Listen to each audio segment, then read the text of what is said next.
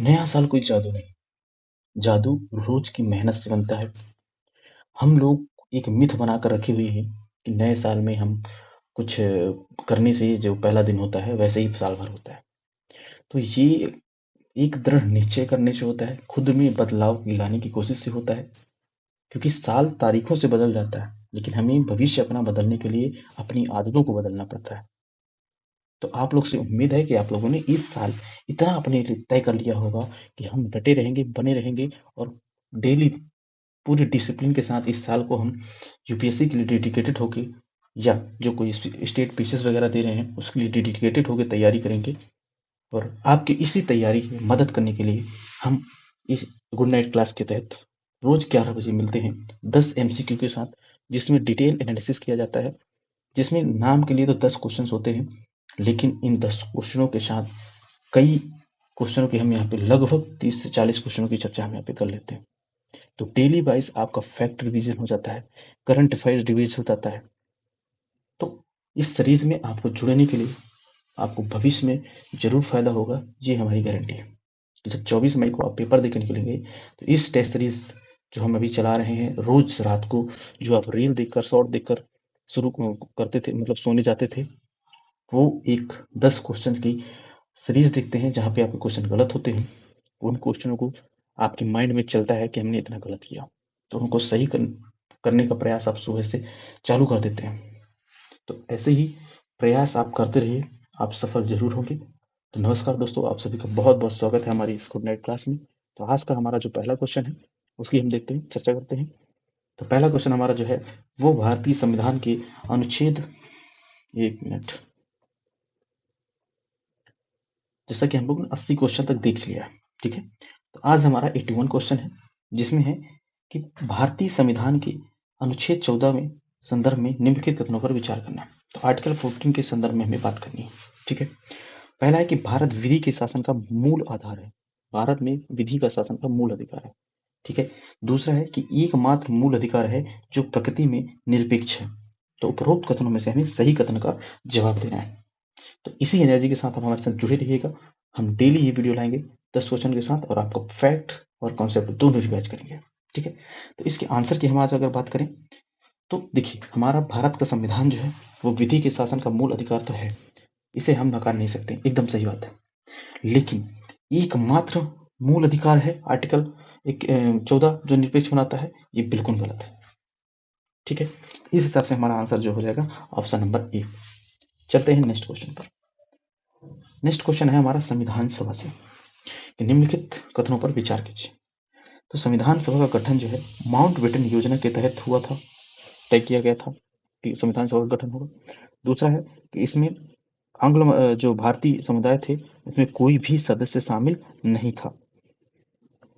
सही उत्तर का हमें यहाँ पे चुनाव करना है, ठीक है। तो सही उत्तर का हमें यहाँ पे चुनाव करना है। तो आंसर की बात करें तो देखिए, जो हमारा संविधान सभा है उसका जो गठन का निर्णय लिया गया था, वो उसके लिए हमारे पास हमारे लिए उसके लिए हमारे जो है क्या बनाई गई थी, कैबिनेट योजना लाई गई थी, कैबिनेट, ठीक है, मिशन योजना, ठीक है। तो ये कैबिनेट मिशन योजना के तहत आया था, ना कि माउंट मिशन योजना के तहत। तो पहला स्टेटमेंट आपका गलत हो जाता है। नेक्स्ट है कि आंग्ल भारतीय समूह कोई भी शामिल नहीं था, सरासर गलत है। इसमें सभी वर्ग के लोग शामिल थे, ठीक है। हालांकि डायरेक्ट नहीं थे, लेकिन मतलब इनडायरेक्ट तरीके से थे, डायरेक्ट तो नहीं थे, ठीक है ना। तो यहाँ पे आंग्ल भारतीय समुदाय के समूह लोग भी शामिल थे, इसलिए ये भी आंसर हमारा मतलब स्टेटमेंट भी गलत हो जाता है। तो हमारा आंसर हो जाएगा केवल और केवल डी। चलते हैं नेक्स्ट क्वेश्चन पर। निम्नलिखित में से किसके द्वारा संसद की नई अखिल भारतीय सेवाओं को सृजन करने का उपबंध कर सकती है। तो नई अखिल भारतीय सेवाएं कौन सृजित कर सकता है। पहला ऑप्शन है लोकसभा में, साधारण बहुमत से पारित साधारण कानून द्वारा, राज्यसभा में उपस्थित और मतदान करने वाले सदस्यों में कम से कम 2/3 सदस्यों द्वारा समर्थित संकल्प द्वारा। नेक्स्ट है कि प्रधानमंत्री की सलाह पर राष्ट्रपति के आदेश द्वारा। फिर है अनुच्छेद 368 के तहत संविधान में संशोधन के द्वारा। उपरोक्त में से ये 4 स्टेटमेंट है, कौन सा सही है अखिल भारतीय सेवाओं के सृजन के लिए, ठीक है। तो आंसर की अपन बात कर लेते हैं। तो आप लोगों ने बहुत अच्छे से पढ़ा होगा कि आर्टिकल 312 में जो अखिल भारतीय सेवाओं का क्या है उल्लेख है, किसमें है? अखिल भारतीय सेवा का उल्लेख किसमें है? 312 में। ठीक है ना, किसमें है? 312 में। फिर यूपीएससी का आप हमें कमेंट करके बताइएगा कि यूपीएससी किस आर्टिकल में है। ठीक है ना, अब इसके आंसर की बात करें तो हमने पढ़ा है आर्टिकल जो हमारा हम इस आर्टिकल में देख रहे हैं कि राज्यसभा में उपस्थित और मतदान करने वाले सदस्य जो होते हैं उनमें कम से कम 2/3 अगर लोग समर्थन कर देते हैं तो अखिल भारतीय सेवाओं का गठन किया जा सकता है। ठीक है ना, तो यहाँ पे राज्यसभा को शक्ति है अखिल भारतीय सेवाओं को गठन के लिए, तो इसका आंसर हो जाएगा केवल केवल बी। ठीक है, नेक्स्ट बात करते हैं, निम्नलिखित कथनों पर विचार कीजिए कि वायसराय को भारत में ब्रिटिश ताज का प्रत्यक्ष प्रतिनिधित्व बनाया गया था। फिर है कि किसने भारत के राज्य सचिव पद का सृजन किया था।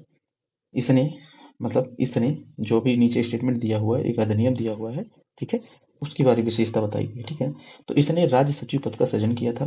फिर जो निदेशक मंडल था और निदेशक बोर्ड मंडल था उसको समाप्त किया गया था। तो ब्रिटिश का ताज स्थापित किया गया था, सचिव पद का सृजन किया गया था और निदेशक मंडल और निदेशक बोर्ड का जो है समाप्त किया गया था। तो ऐसा कौन सा अधिनियम है, ये किसकी विशेषता बताता है? तो डायरेक्ट हम इसके आंसर की बात कर लेते हैं कि जो हमारा भारत शासन अधिनियम 1858 था उसके तहत ब्रिटिश ताज को प्रत्यक्ष शासन नियंत्रित किया गया था, जहां इलाहाबाद में एक घोषणा पत्र के द्वारा पढ़ी गई थी जो हमारी ब्रिटेन की रानी थी उनका, एलिजाबेथ का। ठीक है, कहाँ पे पढ़ा गया था? तो मिंटो पार्क में पढ़ा गया था। ये पीछे के लिए एक फैक्ट हो जाता है। ठीक है, अब हम इसके थोड़ी देख लेते हैं कि इस अधिनियम में और क्या क्या बातें थी। ठीक है, तो जो यहाँ पे इस अधिनियम के तहत जो पहला भारत का क्या बनाया गया था, पहला प्रथम प्रथम वायसराय का प्रधान था। किसका था? वायसराय का प्रधान था। ठीक है, तो पहला प्रथम वायसराय बनाया गया, किसको बनाया गया भैया? तो लॉर्ड कैनिंग को बनाया गया। किसको बनाया गया? तो लॉर्ड कैनिंग को बनाया गया। ठीक है, लॉर्ड कैनिंग यहाँ पे क्या बन जाता है? प्रथम वायसराय बन जाता है। और और ब्रिटेन में भारत का सचिव जो बैठता है, भारत के सचिव के लिए सृजन किया गया पद वहाँ।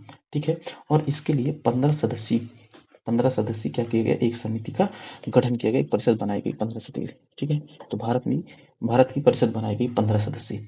ठीक, दूसरा एक इम्पोर्टेंट है कि यहाँ पे द्वैध शासन जो ये आर्टिकल ये बता रहा है हमारा कि निदेशक मंडल और निदेशक बोर्ड को समाप्त किया गया, तो इसके तहत क्या हो गया? द्वैध शासन को क्या किया गया? समाप्त किया गया। ठीक है ना, द्वैध शासन यहाँ पे समाप्त हुआ। ठीक, तो इतने फैक्ट इसके बहुत इंपॉर्टेंट है, आप जान सकते हैं। ठीक है, और एक इम्पॉर्टेंट फैक्ट ये है जो यूपीएससी के लिए फैक्ट है ये कि इस अधिनियम को जो है भारत में शासन को अच्छा बनाने का अधिनियम कहा जाता है। कि भारत में शासन को अच्छा बनाने का अधिनियम कौन सा है? तो वो है 1858 का अधिनियम। ठीक है ना, भारत में शासन को अच्छा बनाने का। ठीक, भारत में शासन को अच्छा बनाने का अधिनियम था। ठीक है, ये कब आया था? तो आपकी जो 1857 की क्रांति हुई थी उसके बाद। ठीक है ना, भारत में शांति स्थापित करने के लिए। ठीक, नेक्स्ट क्वेश्चन है अपना कि यूपीएससी, हमने अभी चर्चा की थी, क्वेश्चन दिया यूपीएससी के संदर्भ में निम्नलिखित कथनों पर विचार कीजिए, कौन सा सही है। ठीक, तो चयनित जो उम्मीदवार होते हैं उनकी सेवाओं के वर्गीकरण और काडर प्रबंधन संबंधित अधिकृत किया गया है। फिर है अपने कार्य निष्पादन का प्रतिवेदन प्रतिवर्ष संसद के समक्ष प्रस्तुत करता है। नेक्स्ट है कि भारत के राष्ट्रपति के आदेश पर इसके कार्यक्षेत्र का विस्तार किया जा सकता है। हमें सही उत्तर का जवाब देना है कि यूपीएससी के क्या क्या कार्य हैं। ठीक है, इसका आप लोग आंसर अपनी कॉपी में या कमेंट बॉक्स में लिखें। उससे पहले हम इसके थोड़ी सी डिटेल से बात कर लेते हैं कि यूपीएससी आपकी कब गठन हुआ, किस आर्टिकल में, किस भाग में है, सब कुछ। ठीक है, तो भाग की अगर हम बात करें तो भाग 14 के तहत यूपीएससी का गठन किया गया, जिसमें आर्टिकल 315 से लेकर 323 तक इसका प्रावधान है। ठीक है, अब हम इसकी बात कर लेते हैं ऑप्शंस की। तो जहाँ एक कैडर की प्रबंधन की बात करता है और सेवा को वर्गीकरण की बात करता है, ठीक है, वो ये जो है इसके लिए एक विभाग है, कार्मिक और प्रशिक्षण विभाग। ठीक है, कार्मिक और प्रशिक्षण विभाग, जिसके द्वारा प्रशिक्षण विभाग जिसके द्वारा क्या कहते हैं, ये हमारे कार्य व्यवस्था और सेवाओं का वर्गीकरण किया जाता है। ठीक, इस हिसाब से पहला नंबर गलत हो गया। दूसरा है कि प्रतिवेदन ये संसद के प्रति पेश करता है, ये पूर्णतः गलत है। कि ये रिपोर्ट जो अपनी है वो राष्ट्रपति को देता है। ठीक है, किसको देता है? राष्ट्रपति को देता है। आप समझने की बात है, थोड़ा सा आप यूपीएससी एनिमेशन देखेंगे तो यहाँ संसद दे दिया है और यहाँ पे राष्ट्रपति दे दिया है, दोनों उल्टा दे दिया है और स्टेटमेंट को गलत कर दिया है। ठीक है, तो दूसरा भी हमारा यहाँ पे क्या हो जाता है? गलत हो जाता है। ठीक। अब तीसरी बात करते हैं कि राष्ट्रपति शासन अधिनियम कार्यक्षेत्र का विस्तार कर देता है। तो राष्ट्रपति इसमें कार्यक्षेत्र का विस्तार नहीं करता है, बल्कि यहाँ पे क्या करती है, संसद करती है। ये भी गलत हो गया। मतलब इसका संसद यहाँ करना चाहिए था, राष्ट्रपति यहाँ होना चाहिए। इस हिसाब से यहाँ पे सभी गलत हो गया, कोई भी सही नहीं। ठीक है। यूपीएससी जो होता है वो भर्ती करने का काम करता है, उसकी परीक्षा लेने का काम करता है, लेकिन कैडर और जो सेवाओं का वर्गीकरण है वो कार्मिक प्रशिक्षण विभाग द्वारा किया जाता है। ठीक है। और जो यूपीएससी अपनी रिपोर्ट है वो राष्ट्रपति को भेजता है, और संसद इसके कार्यक्षेत्र में मतलब विस्तार कर सकती है। और इनको इम्पोर्टेंट बात यहाँ पे है कि यह एक संवैधानिक संवैधानिक संस्थान है। ठीक है ना, संवैधानिक संस्थान है और सलाहकारी है। ठीक है ना, सलाहकारी है, वाध्यकारी नहीं है। इसकी जो रिपोर्ट है तो उसकी जाती है, सलाह दी जाती है, वो मतलब वाध्यकारी नहीं है, एक सलाहकारी है। ठीक है। तो इतने फैक्ट के साथ हम एक टेस्ट सीरीज देखते हैं, इसलिए हमारा थोड़ा सा टाइम बढ़ जाता है। तो हम टाइम को यहाँ पे नहीं देखते हैं, क्वालिटी को देखते हैं। ठीक है। उम्मीद है कि आप लोग जो भी इसको पढ़ रहा होगा, आप लोग अपने अपने जो टेस्ट सीरीज जहाँ भी ज्वाइन किए होंगे वहाँ फायदा मिल रहा होगा। ठीक है। तो इस नए साल में हमने जो एक इनिशिएटिव लिया है, आप लोग से वादा है कि आप इससे जुड़े रहेंगे तो आपको 100% कुछ ना कुछ लाभ जरूर होगा। चलिए नेक्स्ट क्वेश्चन देख लेते हैं कि किसी राज्य के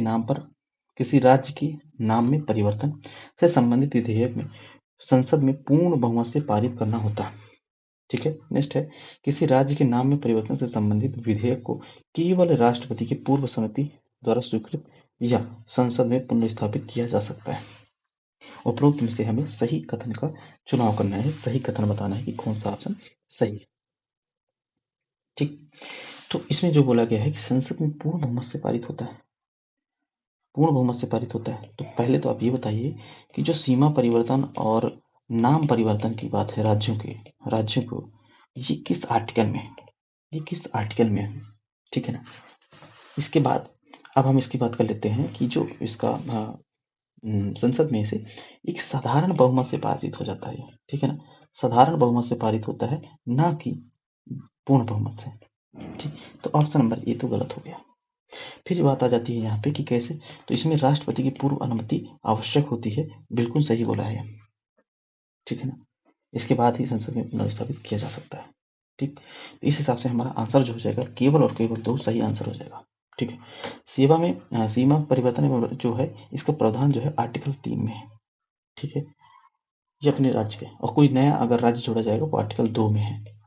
ठीक है ना, और नया राज्य जोड़ा जाना है वो किसमें है, आर्टिकल 2 में है। इस टाइप के फैक्ट हम इस वीडियो में कवर करते हैं जो यूपीएससी पूछता है। फिर नेक्स्ट है अपना कि निम्नलिखित उधर विचार कीजिए और कितने उद्देश्य जो हैं उल्लिखित भारत की प्रस्तावना उद्देशिका में है, ये बताना है। इसमें बहुत सिंपल क्वेश्चन है, सभी लोग जानते होंगे। तो इसमें पहला बोला है कि आर्थिक न्याय, फिर दूसरा धर्म की स्वतंत्रता, व्यक्ति की गरिमा और राष्ट्र की अखंडता।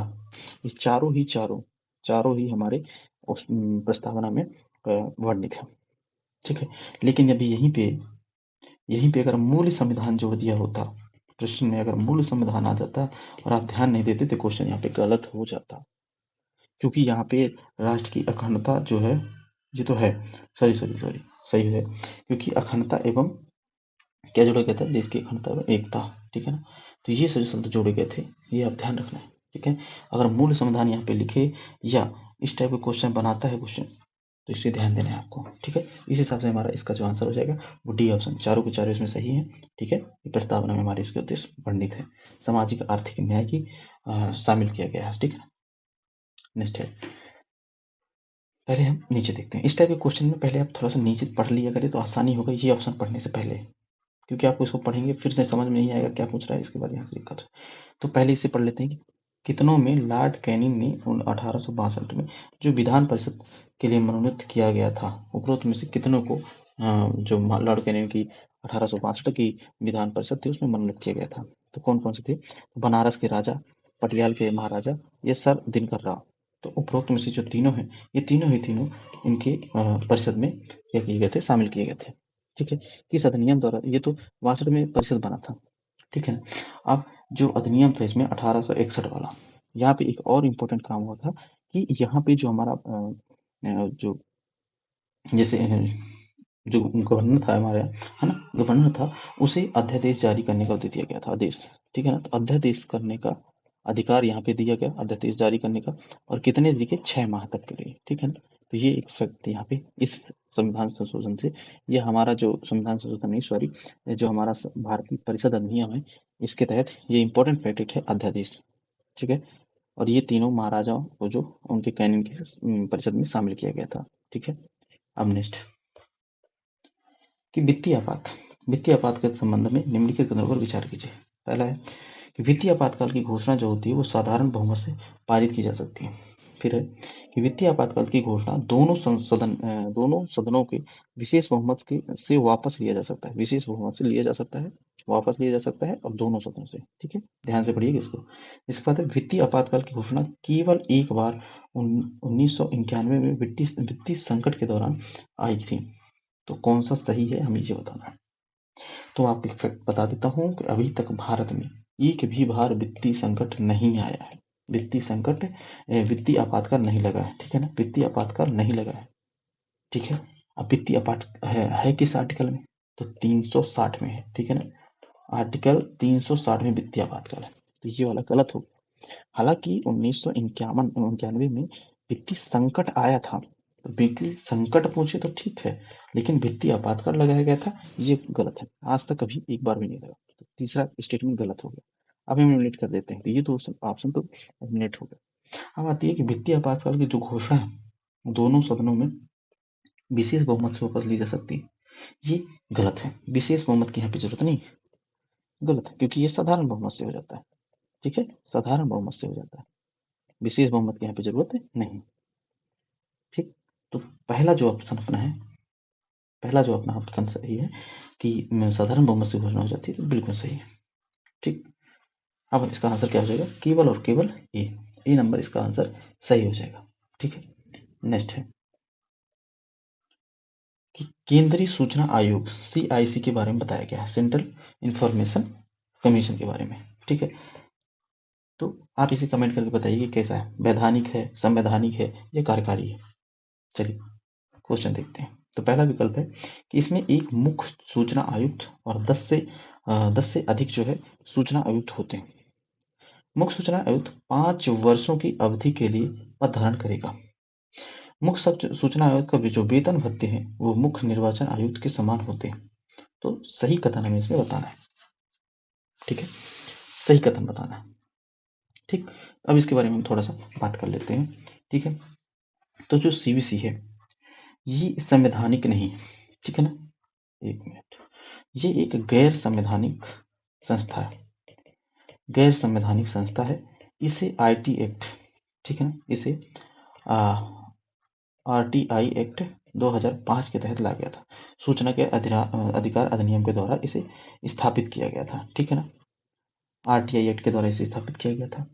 ठीक, गैर संवैधानिक है, और जो इसके मुख्य सूचना आयुक्त और अन्य सदस्य होते हैं 10 से अधिक सूचना आयुक्त होते हैं। ये भी सही बात है। तो इस हिसाब से पहला स्टेटमेंट अपना सही हो जाता है। ठीक, अब इसकी बात आता है कि इसमें 5 वर्ष की अवधि होती है। तो 5 वर्षित अवधि तक ये पहले था, लेकिन 2019 में एक संशोधन किया गया इसमें। ठीक है ना, 2019 में संशोधन किया गया और ये 5 वर्ष की अवधि को कह दिया गया कि जो भी केंद्र सरकार रहेगी, केंद्रीय सरकार रहेगी, वो इसका निर्धारण करेगी। तो ये इस संदर्भ में गलत हो जाता है। फिर मुख्य आयुक्त और वेतन भत्ते जो है निर्वाचन आयोग के समान होंगे, ये भी हमारे पुराने वाले कानून में था। ठीक है, लेकिन अब इसे क्या कर दिया गया है, इसे तय करने की शक्ति किसको दे दी गई है? तय करने की शक्ति किसे दे दी गई है? तो वो आपको दे दी गई है केंद्रीय आयोग को, केंद्र सरकार को। तो केंद्र सरकार इसका क्या करती है, वेतन भत्ते संबंधित जो निर्णय है वो करती है। ठीक है, तो इसमें क्या बोला है कि मुख्य आयुक्त निर्वाचन आयोग के समान होते हैं, तो ये बिल्कुल गलत बात है। ठीक, तो इसका आंसर क्या हो जाएगा, केवल और केवल एक सही है। तो आज की हम 10 क्वेश्चनों की सीरीज यहाँ पे कंप्लीट कर चुके हैं। कल एक और इसकी सीरीज आएगी, इसके बाद हम पूरा सब्जेक्ट चेंज कर देंगे। जो आप लोग बोलेंगे वो सब्जेक्ट हम यहाँ पे चालू कर देंगे। उम्मीद है मेरा जो अपना पर्सनल लेना है वो ज्योग्राफी का है, क्योंकि वो कंसेप्चुअल है। तो कंसेप्चुअल थोड़ी सी हम पहले कर लें, बाद में फैक्चुअल करेंगे। और इस नए जो अभी तक हमें देख रहे हैं उन स्टूडेंट्स के लिए मैं एक उपहार के तौर पर, छोटा सा उपहार मेरी तरफ से, ज़्यादा बड़ा उपहार देने की मेरी क्षमता अभी नहीं है वर्तमान में। तो मैं इतना कर सकता हूँ अभी कि जो हमारी PYQ 2013 से लेकर के 2025 तक के जो भी PYQ हैं GS के, वो मैं पूरे के पूरे इस सेशन में करा दूंगा, एक एक दिन में करके। ठीक है, वो अभी हम नहीं करेंगे, वो हम करेंगे मार्च में। मार्च से शुरू करेंगे हम PYQ का, PYQ प्लस टेस्ट सीरीज। तो हमारी ये गुड नाइट क्लास जरूर चलती रहेगी, साथ ही में हम चालू करेंगे अपना PYQ का सेशन। ठीक है, तो आप सभी को अभी तक वीडियो देखने के लिए बहुत बहुत धन्यवाद, और आप सभी को नया साल बहुत मुबारक हो। आप लोग सभी सिलेक्शन लें, ये हमारी उम्मीद है, और मन लगा के सब लोग पढ़िए, सबका भविष्य उज्जवल हो। ठीक है, तो आप सभी को अभी तक वीडियो देखने के लिए बहुत बहुत धन्यवाद। लाइक, कमेंट और शेयर करना मत भूलिएगा। ठीक है, जो अभी तक सब्सक्राइब न किए हो, प्लीज़ सब्सक्राइब जरूर कर लीजिएगा चैनल को। इससे हमारा सपोर्ट मिलेगा और हम इस टाइप की कुछ अच्छे कार्य कर सकेंगे, स्पेशली अपने हिंदी हिंदी मीडियम भाइयों के लिए। हो सकता है कि हमारी जो नेक्स्ट टेस्ट सीरीज है वो हम बाइलिंगुअल करें। बाइलिंगुअल करने से ये होगा कि थोड़ा जो हमारे क्वेश्चंस हैं देखने में हिंदी और इंग्लिश में, तो वो थोड़ा ठीक रहता है, क्योंकि हिंदी थोड़ा इसके वर्ड जो है समझने में भी दिक्कत होती है। तो हम जो भी अभी नेक्स्ट सब्जेक्ट चालू करेंगे उसमें हिंदी और इंग्लिश दोनों क्वेश्चंस रखेंगे। ठीक है, तो सभी को गुड नाइट। आज की क्लास हम यहाँ पे खत्म करते हैं, मिलते हैं नेक्स्ट क्लास में।